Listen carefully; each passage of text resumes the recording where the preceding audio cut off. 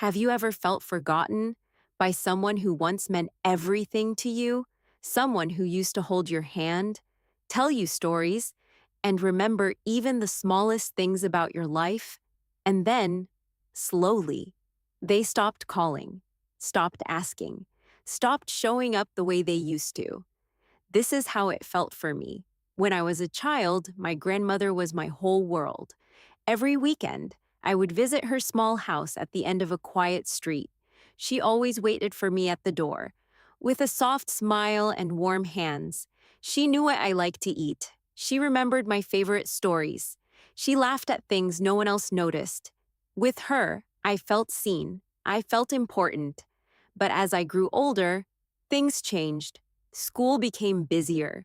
Life moved faster. And somehow, I visited her less and less. At first, she still called me. Her voice was slower than before, but still gentle. She would ask simple questions. Did you eat? Are you sleeping well? Are you happy? Sometimes, I felt those questions were too small, too repetitive. I didn't understand why she kept asking the same things. So I started answering quickly, short replies, sometimes distracted, sometimes not picking up at all. And then one day, the calls stopped. At first, I didn't notice. Days passed, then weeks. I told myself she was probably busy, or maybe she just forgot. That thought stayed with me longer than I expected. She's getting old, I thought. Maybe her memory isn't the same anymore. It sounded logical. It made sense. But deep down, it hurt. Because forgetting means you are no longer important, and I didn't want to believe that. Still, I didn't call her either. I don't know why. Maybe pride, maybe fear, or maybe I didn't want to hear something that would confirm my thoughts. So time kept moving, quietly, until one afternoon, my mother called me. Her voice was different, soft, but serious. She hasn't been feeling well, she said. Maybe you should visit her. In that moment, something inside me shifted. A feeling I had been ignoring suddenly became clear. Guilt. I hadn't seen my grandmother in months. I hadn't heard her voice. I hadn't asked how she was. And yet, I had convinced myself that she was the one who forgot me. That evening, I stood in front of her house again. The same small gate, the same quiet street, but everything felt different. The paint on the walls looked older. The garden was less cared for. And the door was closed. I hesitated for a moment. Then, slowly, I knocked. No answer. I knocked again. This time, I heard soft footsteps, slow, careful. And when the door finally opened, I saw her. Smaller than I remembered, weaker, but still with the same gentle eyes. She looked at me for a few seconds, as if trying to recognize something. And in that moment, my heart sank. Maybe she really forgot, I thought. But then she smiled. That smile, it was the same as before. Soft, warm, quietly full of love. Is that you? She asked, her voice gentle but slightly unsure. I nodded quickly. Yes, it's me. For a moment, we just stood there, looking at each other, as if time had paused, waiting for one of us to say something more. Then she stepped aside and slowly opened the door wider. Ah, come in, she said. Her house smelled the same, a mix of tea, old books, and something sweet I could never name. Everything looked familiar: the wooden table, the small shelf of worn-out photo frames, the chair by the window, where she used to sit and watch the street. But there was also something different. Everything felt quieter, as if the house had been waiting too. Sit down, she said softly. I'll make you some tea. I wanted to say, you don't have to, but I didn't. I just watched her walk slowly into the kitchen. Her steps were careful now, not like before. not as strong, not as quick. And suddenly, I realized how much time had passed. When she came back, she placed a small cup of tea in front of me. Her hands trembled slightly. "Careful, it's hot," she said. And that simple sentence, it hit me harder than I expected because she still remembered, she still cared about the smallest things. We sat in silence for a while. I didn't know what to say. There were too many thoughts, too many questions, and too much distance between us. "So," she began, breaking the silence, "how have you been?" The same question, the one I used to ignore, the one I thought was too simple. But now, it felt different. Now, it felt important.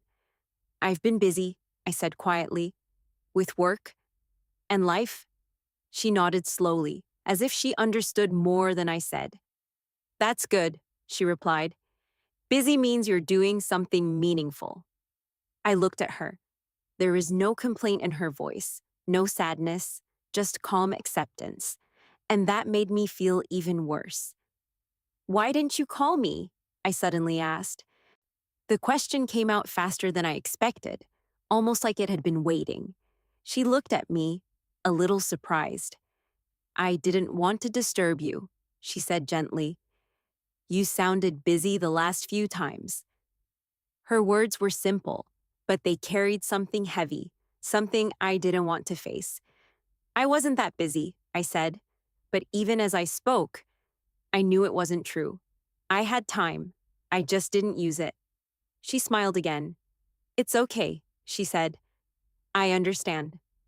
That sentence, it broke something inside me because she wasn't blaming me. She wasn't asking for anything. She was protecting me, even now, even after everything. I looked around the room again, trying to escape my thoughts.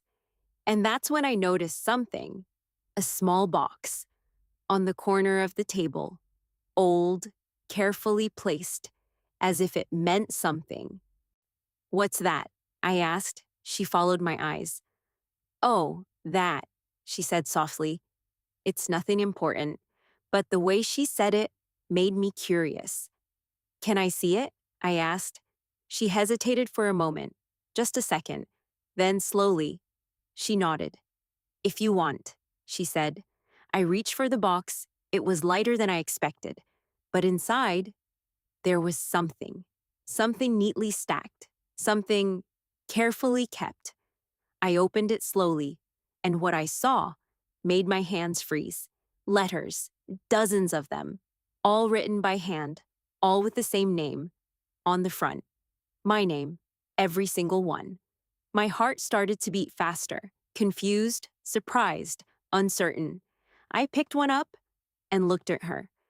"You wrote these?" I asked. She nodded quietly.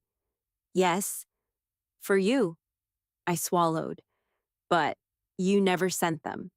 She looked down at her hands, and for the first time, her smile faded just a little. "I didn't know where to send them," she said. "You moved, and your number changed." She paused. "And I thought you were too busy." The room felt heavier, the silence deeper. All this time, I thought she had forgotten me, but the truth was, she had been writing to me every week, without fail, without knowing if I would ever read them. And suddenly, I realized something I wasn't ready to face. She never forgot me, not even once. I held the letters in my hands, and suddenly, they felt heavier than anything I had ever touched, not because of their weight, but because of what they carried. Time, care, love, that had nowhere to go. My fingers moved slowly, almost afraid, as I opened the first letter. The paper was slightly yellow, one of the edges, soft from being handled. She had written carefully, each word steady, as if she took her time with every single sentence. "Dear my dear child," the letter began. I paused. That was how she used to call me. When I was small, when everything between us was simple. I hope you're eating well, she wrote. I hope your days are not too tiring. The same questions, the ones I once thought were too small, too repetitive. Now, they felt like everything. I kept reading. I saw a young boy today, and he reminded me of you. I made your favorite dish yesterday, but I couldn't finish it alone. I sat by the window this morning and wondered what you're doing now. Each line, quiet, gentle, but filled with something I couldn't ignore anymore. She was thinking about me every day, and in the smallest moments, in the quiet parts of her life. I turned to the next letter, then the next, then another, each one written on a different day, but always the same feeling.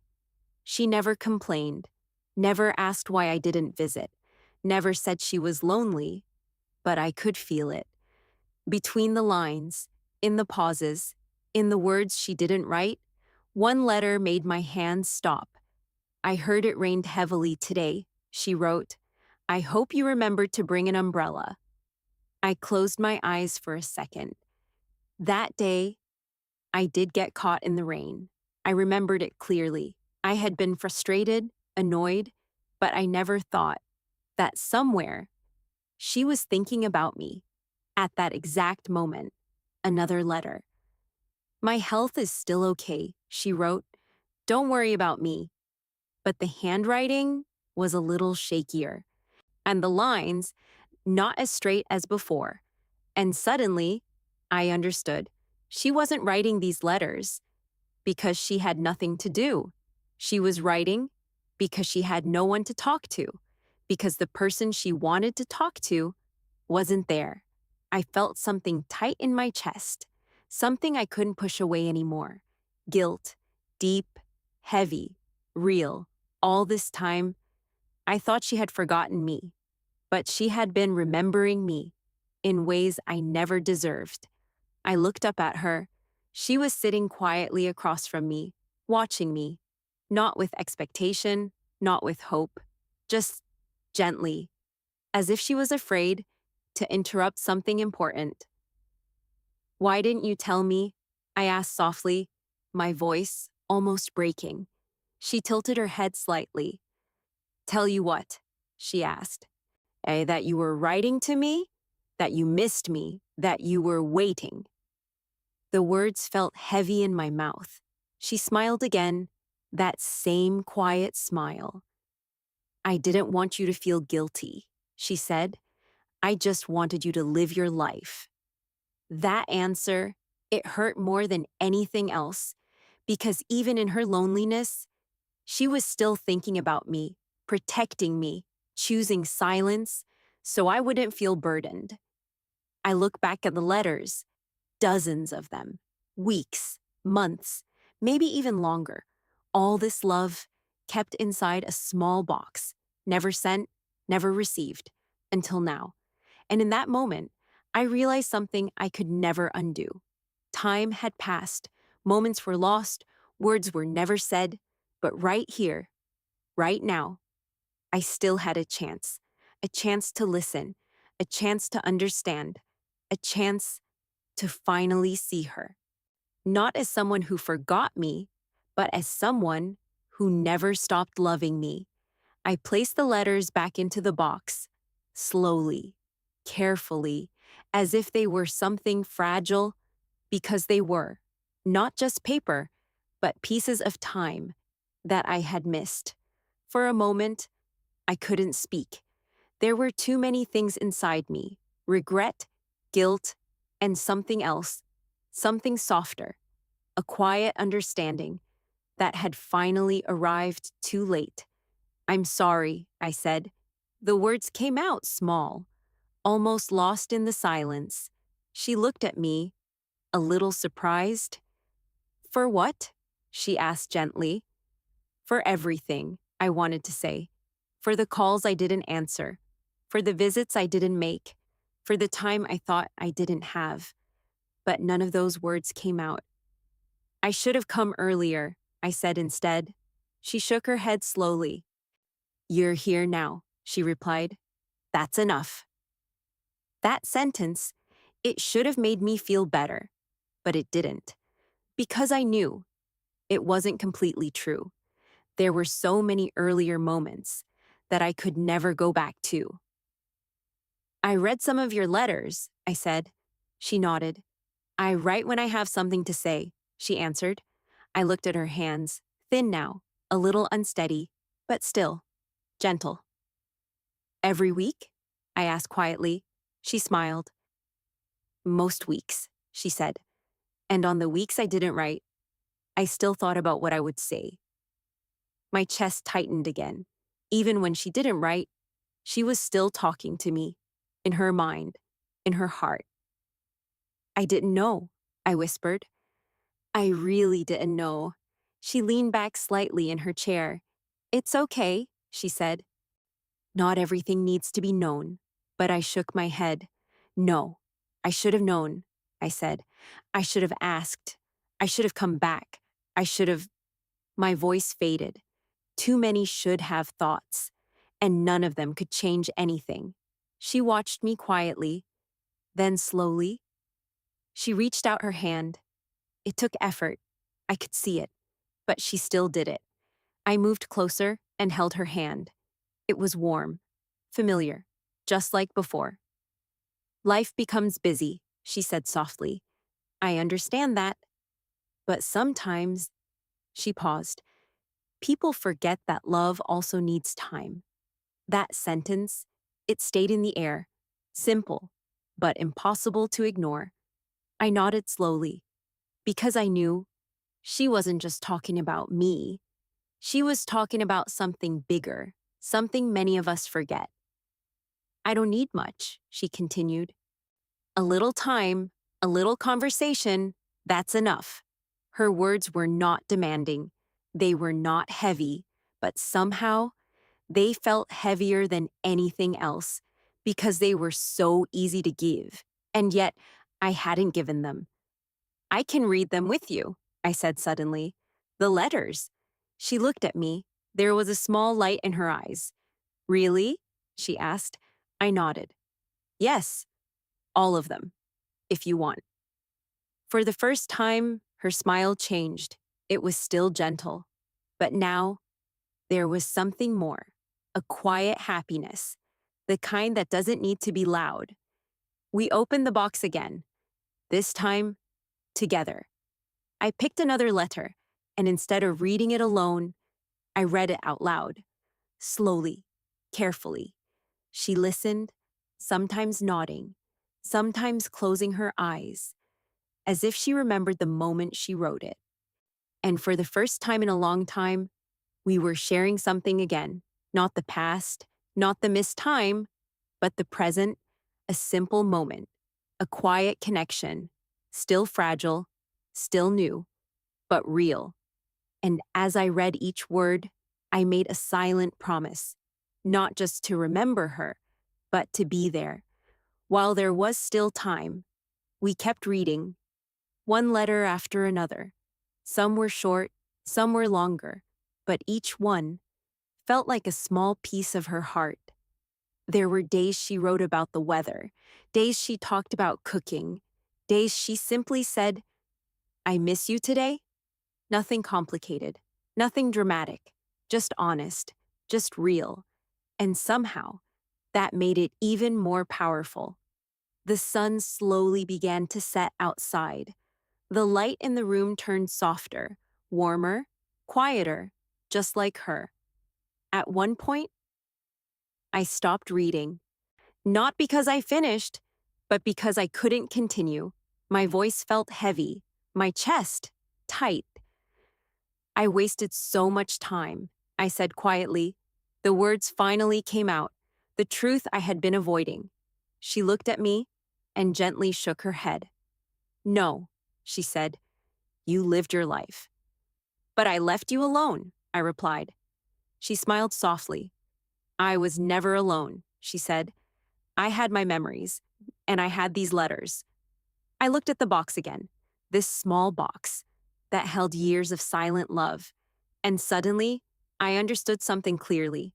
Love doesn't always disappear when people grow distant. Sometimes it simply waits, quietly, patiently, hoping for a moment like this. I'll come back, I said, not just today, but again and again. She didn't answer immediately. She just looked at me, as if trying to see whether this moment would last. Then she nodded. I'll be here, she said. Simple words, but full of meaning. That evening, before I left, I picked up the box of letters. Can I take these? I asked. I want to read them. All of them. She hesitated. Just a little. Then she smiled. Only if you promise to come back and read them with me too. I nodded. I promise.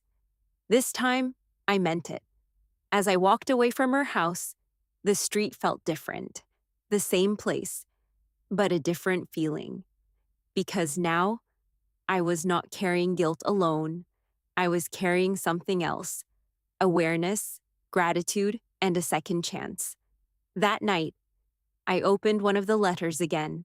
And this time, I didn't read it as something I missed. I read it as something I still had, because she was still there, still waiting, still loving, in the quietest way. And maybe that's what this story is really about.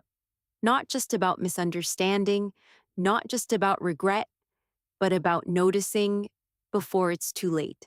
So if there is someone in your life who once cared for you deeply, someone who may not know how to say it, someone who may be waiting in silence, maybe you don't need a perfect moment. Maybe you just need to reach out, a call, a visit, a few simple words, because love, even when it is quiet, is still there, waiting to be seen. Thank you for listening.